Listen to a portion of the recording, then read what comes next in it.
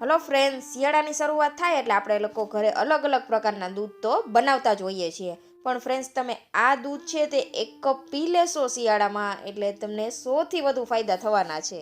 જેને કમર દર્દ રહેતી હોય, ઘૂંટણના દુખાવા હોય, શરીરમાં હાથ દુખાવો રહેતો હોય અને ચાલતી વખતે હાડકામાંથી કટકટનો અવાજ આવતો હોય ફ્રેન્ડ્સ, તો આ દૂધ તમારે શિયાળામાં પીવું જ જોઈએ. અને બજારમાં તમે આટલો 1 કપ દૂધ લેવા જાશો એટલે 60થી 70 રૂપિયાનો મળશે, પણ ઘરે તમે રિઝનેબલ પ્રાઇસમાં તેને તૈયાર કરી શકો છો. તો ચાલો જોશું રેસીપી.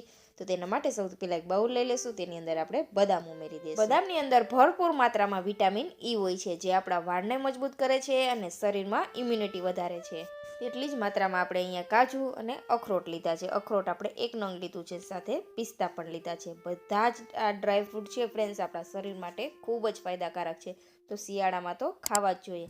અને જો તમને અનિદ્રાનો પ્રોબ્લેમ રહેતો હોય તો તમારે અહીંયા અડધી ચમચી જેટલા ખસખસના બી ઉમેરી દેવાના. ઘણી વખત આપણે કામ કરીએ છીએ છતાં પણ નીંદર નથી આવતી ફ્રેન્ડ્સ, તો આ રીતે તમે રાત્રે દૂધ પીશો એટલે તમને આરામથી ઊંઘ આવી જશે. અને 2 નંગ આપણે અહીંયા અંજીર લીધા છે અને 7થી 8 નંગ જેટલો આપણે ખજૂરને આ રીતે ઠળિયા અલગ કરીને ઉમેરેલો છે. ખજૂર તમે કોઈ પણ વેરાયટીનો લઈ શકો છો. તમને જે ખજૂર પસંદ હોય તે તમે લઈ શકો છો. ખજૂર અને અંજીરમાં ભરપૂર માત્રામાં આયરન હોય છે, જે આપણા શરીરની અંદર લોહીની કમી પૂરી કરે છે અને શરીરમાં તાકાત આપે છે. તો શિયાળો છે ફ્રેન્ડ્સ એટલે આપણે ખજૂર અને અંજીર તો ખાવા જ જોઈએ. હવે ડ્રાયફ્રૂટ ડૂબે એટલું આપણે અહીંયા દૂધ ઉમેરી દેવાનું છે. તો મેં અહીંયા 1 કપ દૂધ લીધું છે. દૂધ રૂમ ટેમ્પરેચર ઉપર જ છે, તમે ગરમ દૂધ પણ લઈ શકો છો. તો હવે 20થી 25 મિનિટ માટે બધા ડ્રાયફ્રૂટને સરસ પલાળવા માટે રાખી દઈશું. પછી 20-25 મિનિટ થઈ જાય પછી આપણે મિક્સર જાર લેવાનું છે. તેની અંદર આ બધા જ ડ્રાયફ્રૂટ અને દૂધ ઉમેરી દેવાનું. ઘણી વખત ફ્રેન્ડ્સ તમે આ દૂધ બનાવો છો અને ફરિયાદ રહેતી હોય છે કે દૂધ તમારું ફાટી જાય છે, પણ આ પ્રોસેસથી તમે દૂધ બનાવશો ફ્રેન્ડ્સ એટલે તમારું દૂધ ક્યારે પણ નહીં ફાટે, ક્રીમી, ઘટ અને મલાઈદાર તૈયાર થશે. જો તમને વધુ અનિદ્રાનો પ્રોબ્લેમ હોય ફ્રેન્ડ્સ તો તમારે થોડું એવું અહીંયા જાયફળ ઉમેરી દેવાનું અને સાથે જ આપણે થોડું કેસર ઉમેરી દઈશું, જેથી કલર અને સુગંધ પણ ખૂબ સરસ આવે. હવે બધી વસ્તુને સરસ ફાઇન પીસી લેવાની છે. તો આ રીતની આપણી પેસ્ટ તૈયાર છે, તમે જોઈ શકો છો. ના વધુ જાડી કે ના વધુ પાતળી, આ રીતની આપણે દરદરી પેસ્ટ રાખેલી છે, જેથી ડ્રાયફ્રૂટના કણ આપણા દૂધમાં ખૂબ જ સરસ લાગે જ્યારે દૂધ પીએ ત્યારે.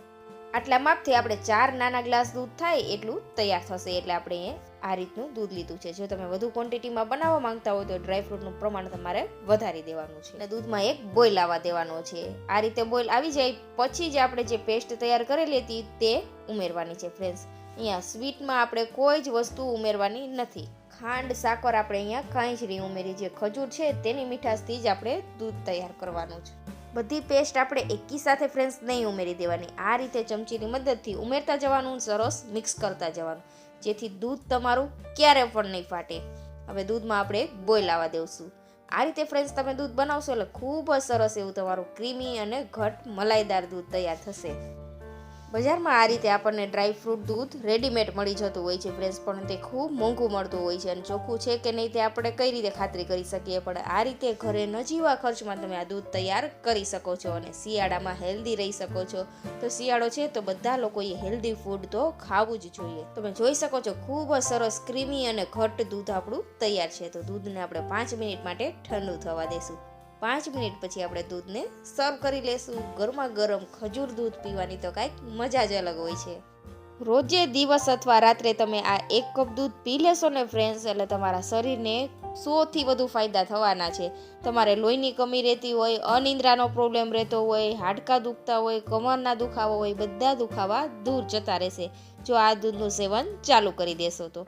તૈયાર છે આપણું શિયાળા સ્પેશિયલ ખજૂર દૂધ, તાકાતથી ભરપૂર. શરીરમાં ખૂબ જ તાકાત આવી જશે જો તમે દૂધનું સેવન ચાલુ કરી દેશો તો.